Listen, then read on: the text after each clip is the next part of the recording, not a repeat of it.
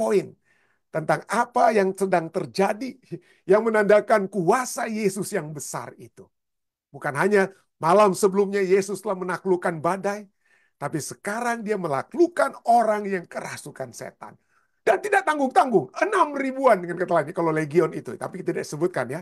Tapi 6.000, legion itu menandakan ada 6.000. Ya. Tapi disinilah kita lihat bagaimana kuasa Yesus juga yang besar. Markus 5, ayat 1-3 bagian pertama katakan, sampailah mereka di seberang danau di daerah orang Gerasa. Baru saja Yesus turun dari perahu. Hanya Yesus yang turun, murid-murid yang lain mungkin ya belum sempat turun ya. Pada saat Yesus bertemu itu ya.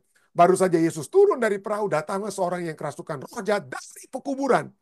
Dari pekuburan menemui dia, orang itu diam di sana.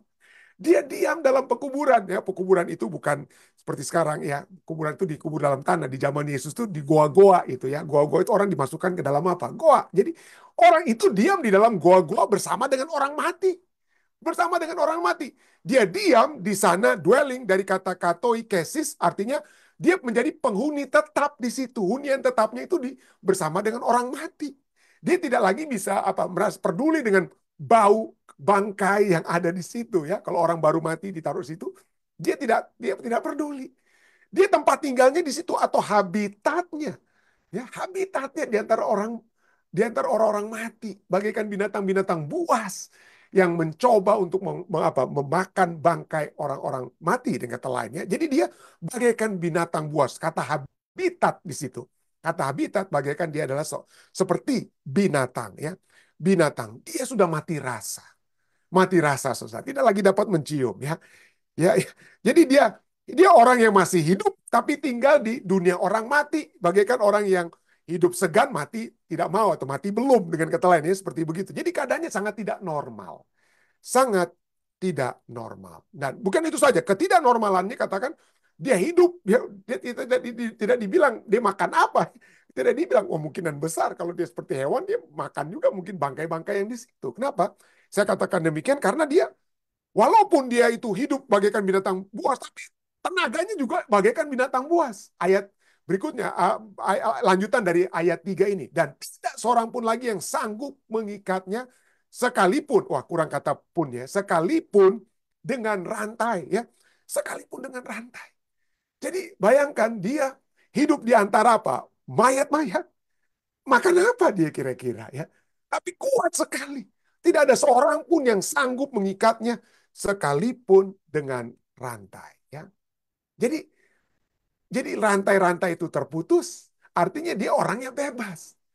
Dia orangnya bebas, tetapi kehidupan yang tidak bebas. Orangnya kuat, tetapi tidak apa? Tidak memiliki kedamaian. Siapa orang ini ya? Mungkin ini adalah gambaran orang-orang yang berdosa, orang-orang yang belum bertemu dengan Yesus ya. Orang-orang yang belum bertemu dengan Allah, inilah gambaran. Orang-orang yang hidup bebas tapi tidak bebas. Kuat tapi tidak kuat, lemah dengan kata lain ya. Yesaya 57 ayat 21, 20 dan 21 katakan, tetapi orang-orang yang fasik, orang-orang yang belum bertemu dengan Allah adalah seperti laut yang berombak-ombak sebab tidak dapat tetap tenang. Tidak dapat tetap tenang. Arusnya menimbulkan sampah dan lumpur. Tidak ada hasil dari kehidupan orang-orang yang tidak bersama dengan Allah. Hidupnya hanya bagaikan sampah dan lumpur. Tiada damai, ayat 21 katakan. Tiada damai bagi orang-orang yang fasik, yang tidak mengenal Allah. Kita hidup dalam dunia saat ini yang sudah sepertinya bisa kita menjadi Allah bagi diri kita sendiri. Kita tidak perlu Tuhan. Saya baru beberapa waktu lalu bertemu dengan orang yang katakan, pendeta, kita tidak perlu Tuhan dalam dunia ini. Segala sesuatu yang kita butuhkan ada. Tapi kenapa orang tersebut ingin ya berbicara dengan saya? Karena dia merasakan dan dia bilang terus terang, ya saya tidak memiliki kedamaian. Saya memiliki semuanya, tapi saya seperti ada masalah dengan mental health saya. Itulah kehidupannya dalam dunia ini yang memiliki segala sesuatu, tidak memerlukan Tuhan, tetapi tidak tenang, tidak ada damai. Inilah gambaran orang tersebut ya. Kembali kita lihat ayatnya, ayat 4. Ya, walaupun sudah dirantai ya, karena sudah sering, ayat 4 katakan, sudah sering orang ini dibelenggu dan dirantai, tetapi rantainya diputuskannya dan belenggunya dimusnahkannya. Sehingga tidak ada seorang pun yang cukup kuat untuk menjinakkannya. Kata menjinakkan dari bahasa bahasa Yunani, bahasa Greka, damazo, itu biasanya digunakan hanya untuk binatang, saudara. Binatang yang harus apa? Dijinakkan, ditundukkan, dibuat supaya patuh. Itu kata menjinakkan, kata damazo tersebut. Ya. Itu biasanya dibuat supaya binatang itu dapat dikekang. Itulah kata dijinakkan. Jadi orang ini bagaikan hewan. Kasihan sekali, kasihan sekali. Tapi walaupun demikian, apakah Yesus takut kepada dia? Apakah Yesus lari dari orang tersebut? Hanya Yesus yang turun. Ya, pelajaran sekolah sahabat kita kemungkinan murid-murid Yesus itu ada, kalaupun mereka sudah turun, udah lari mereka. Lari dari orang tersebut. Karena begitu hebat. Kenapa? Ayat 5, Markus 5 ayat 5 katakan, siang malam ia berkeliaran di pekuburan dan di bukit-bukit sambil berteriak-teriak dan memukuli dirinya dengan batu. Ya, dia datang kepada Yesus. Apa Yesus lari takut kepada dia? Apakah kekuatan orang ini dan juga kuasa legion, roh jahat yang ada di dalam diri orang tersebut menakutkan Yesus? Tidak. Tidak. Kita tadi sudah baca ya pelajaran sekolah sahabat kita. Bagaimana Yesus memiliki kuasa atas legion tersebut. Atas roh-roh jahat tersebut yang menguasai. Roh-roh jahat itu minta bahkan untuk keluar lari. Ya, dikeluarkan dari daerah itu, oke. Masuk ke dalam babi-babi, oke. Masuk ke dalam 2.000 babi-babi dan mati, tenggelam, oke. Tapi Yesus berhasil ya mengusir roh-roh jahat dari orang tersebut. Kenapa? Karena di dalam Yohanes 10 ayat 10 kita sudah sering baca, pencuri datang dikatakan. Pencuri datang hanya untuk mencuri dan membunuh dan membinasakan.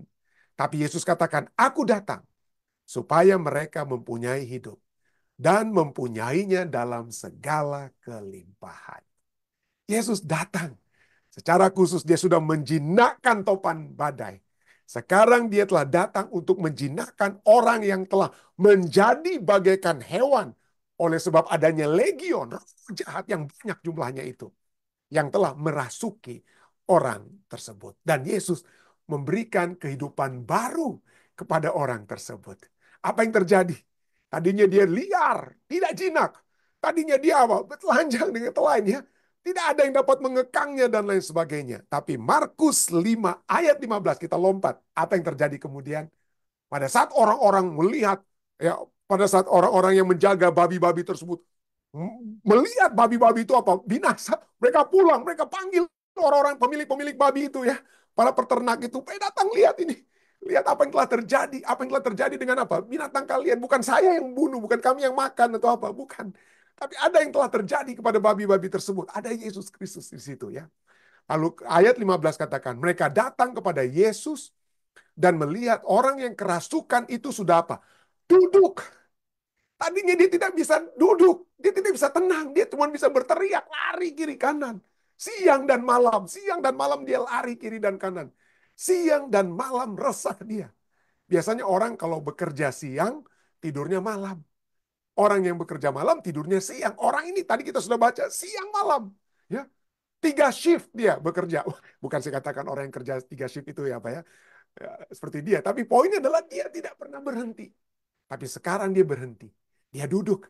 Dia duduk dekat kaki Yesus. Sudah berpakaian, artinya tidak ada pakaian ya. Lantai saja dia cabik, dia binasakan, ya. Belenggunya dia binasakan. Tadinya dia telanjang, tapi sekarang dia berpakaian dan sudah waras. Tadinya tidak dapat mengontrol dirinya sendiri. Sekarang dia sudah dapat mengontrol dirinya sendiri. Orang yang dikatakan apa? Tadinya kerasukan legion tersebut. Sekarang dia apa? Duduk dengan Yesus. Sudah berpakaian. Sudah berpakaian. Inilah gambaran siapa? Orang-orang ini ya. Apa ini gambaran orang-orang yang hanya orang-orang yang belum bertemu dengan Allah, orang-orang kafir, orang-orang dunia? Wah, puji Tuhan yang Anda katakan, kita katakan sering, oh puji Tuhan pendeta. Waduh, Yesus itu kan pergi ke daerah orang kafir ya, ke daerah Gerasa, daerah orang kafir. Wah, ini orang yang gila di Gadara ini tuh pendeta itu bukan kita. Itu bukan umat-umat Tuhan ya, bukan umat-umat Tuhan. Tapi saudara-saudari yang saya kasih dalam Yesus Kristus, seringkali Walaupun kita sudah menerima Yesus Kristus, seringkali kita tidak duduk bersama dengan Yesus. Wah, mungkin Anda katakan, bagaimana pendeta berani katakan demikian? Ya, walaupun kita adalah orang-orang yang sudah menerima Yesus, mengakui Yesus, tapi seringkali kita tidak duduk bersama dengan Yesus. Seringkali Yesus itu ada di luar, tidak duduk bersama-sama dengan kita. Ya. Tapi orang yang kerasukan setan ini sedang duduk dan apa? Berpakaian. Kenapa saya berani katakan seringkali kita tidak duduk? Kenapa? Karena di dalam Wahyu pasal 3 digambarkanlah tentang keadaan orang-orang di Laodikia, jemaat terakhir, jemaat Laodikia. Itu adalah jemaat apa? Boleh dikatakan orang-orang yang mengaku sebagai apa? Mengaku sebagai pengikut Kristus, ya. Orang-orang yang mengaku, tapi di dalam kalau kita membaca Wahyu pasal 3, karakteristik daripada orang-orang Laodikia ini apa? Karakteristiknya mereka pikir mereka melihat padahal mereka buta. Mereka berpikir mereka itu kaya padahal mereka itu miskin. Mereka berpikir mereka itu berpakaian, tetapi sesungguhnya mereka apa? Mereka sesungguhnya telanjang. Dan satu poin lainnya, pada saat Rasul Yohanes berbicara tentang karakteristik orang-orang Laodikia, karakteristik terakhir yang dapat kita baca dari kelanjutan dari tiga karakteristik yang saya katakan tadi adalah apa yang tertulis dalam Wahyu 3 ayat 20 dan 21. Yaitu orang-orang yang mengaku pengikut Kristus, yang mengaku melihat padahal mereka tidak melihat, yang mengaku berpakaian padahal mereka telanjang, yang mengaku mereka itu kaya padahal mereka miskin. Sesungguhnya mereka sedang duduk di satu tempat di mana Yesus tidak duduk bersama dengan mereka. Yesus berada di luar tempat ruangan mereka duduk. Ya. Jadi kita lihat ini dapat menjadi satu gambaran umat-umat Tuhan. Sekalipun, bukan hanya orang-orang yang tidak mengenal Tuhan, saudara. Mari kita baca, Wahyu 3, 20-21. Lihat, aku berdiri di muka pintu. Ini masih dalam satu apa? Konteks pembicaraan terhadap jemaat Laodikia. Sampai ayat 19 masih berbicara tentang jemaat Laodikia. Dan kemudian Yesus kepada jemaat Laodikia, Yesus katakan, hei jemaat Laodikia, lihat, aku berdiri di muka pintu dan mengetok. Jikalau ada orang yang mendengar suaraku dan membukakan pintu, aku akan masuk mendapatkannya dan aku makan bersama-sama dengan dia dan ia bersama-sama dengan aku. Tapi sementara ini kalian belum buka pintu. Ya. Tapi Yesus kemudian ayat 21 katakan, barang siapa menang, ia akan kududukan bersama-sama dengan aku. Siapa yang menang, ia akan duduk bersama-sama dengan aku. Puji Tuhan dengan orang yang tadinya kerasukan legion tersebut. Yang sudah menjadi waras. Yang sudah berpakaian. Apa yang kita lihat orang tersebut sedang terjadi dengan dia? Dia sedang duduk. Dia sedang duduk bersama-sama dengan Yesus. Dengan duduk bersama-sama dengan Yesus.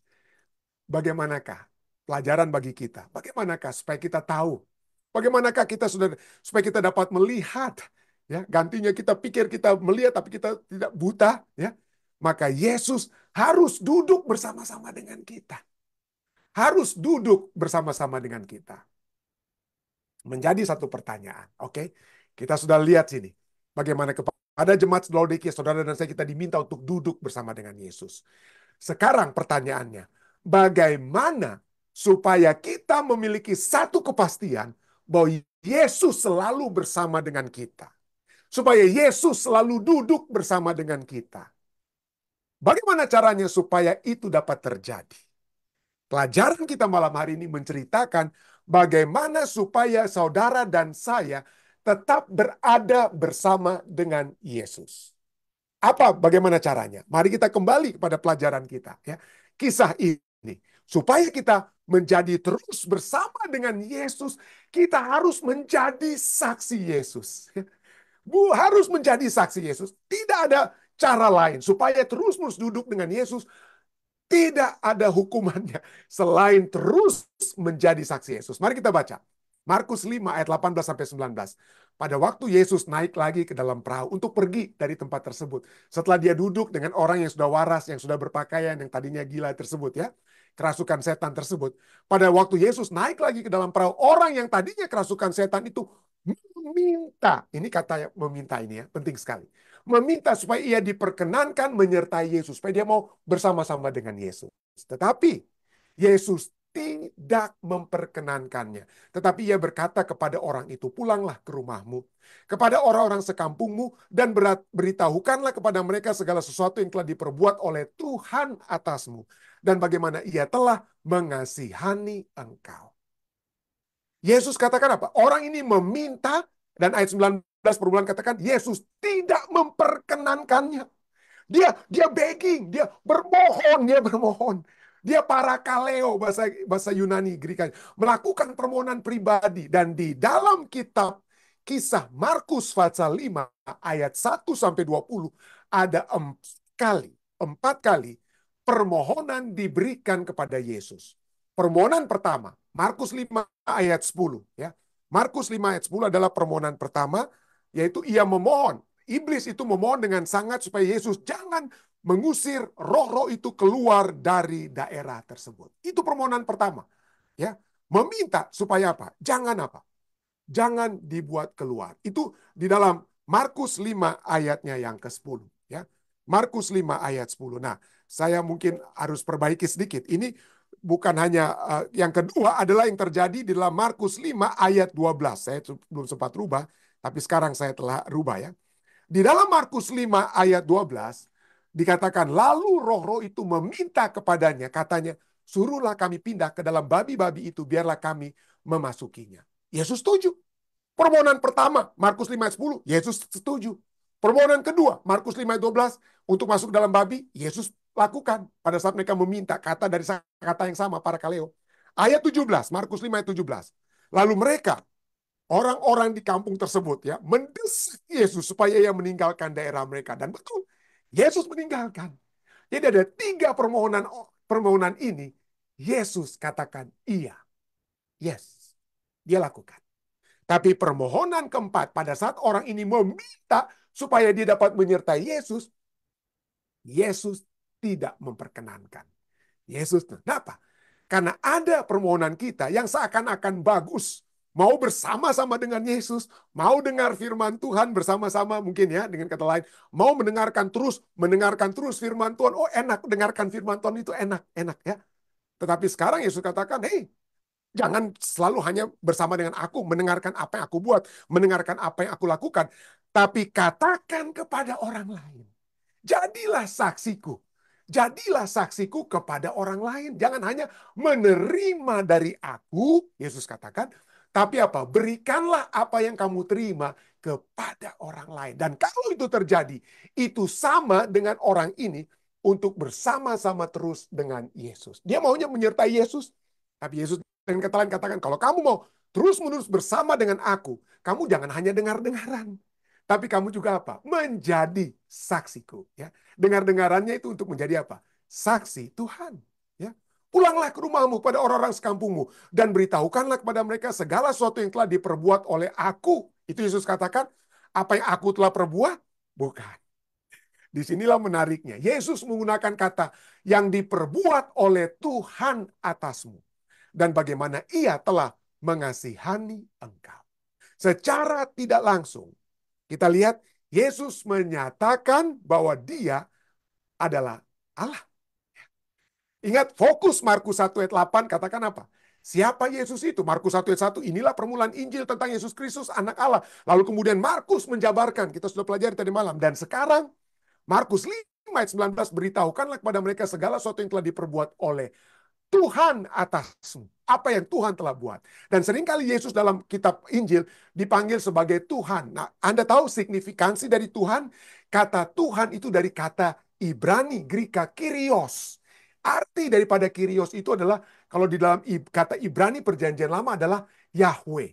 Dan arti daripada Yahweh itu tidak lain dan tidak bukan adalah Allah. Allah. Nah, kata Kyrios ini muncul misalnya dalam ya dalam Markus yang apa? Markus 19 ini adalah apa yang telah diperbuat apa? Eh, ini sebenarnya bukan saya mohon maaf ya. Ini adalah Lukas ya. Ini adalah Lukas 3 ya. Mungkin saya harus perbaiki saat ini supaya kita tidak bingung ya. Ini adalah ayat dalam Lukas 8 ayat 39 ya. Hal yang sama, hampir sama terjadi. Ini terdapat dalam Lukas 8 ayatnya yang ke-39 ya.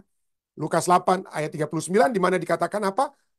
Pulanglah ke rumahmu ya. Seperti peristiwa yang hampir sama terjadi dalam Lukas 8 ayat 39 ini, pulanglah ke rumahmu dan apa? Pulanglah ke rumahmu dan ceritakanlah segala sesuatu. Ceritakanlah segala sesuatu. Mungkin lebih baik saya perbaiki sedikit ya, saya mohon maaf. Ini supaya Anda lebih, ya. Dalam Lukas 8 ayat 39, oke? Lukas 8 ayat 39, sana dikatakan, pulanglah ke rumahmu dan ceritakanlah segala sesuatu yang telah diperbuat Allah atasmu. Kisah yang sama dikatakan dengan kata apa ya? Apa yang telah diperbuat Allah atasmu. Orang itu pun pergi melilingi ke seluruh kota dan memberitahukannya segala apa yang telah diperbuat Yesus atas dirinya.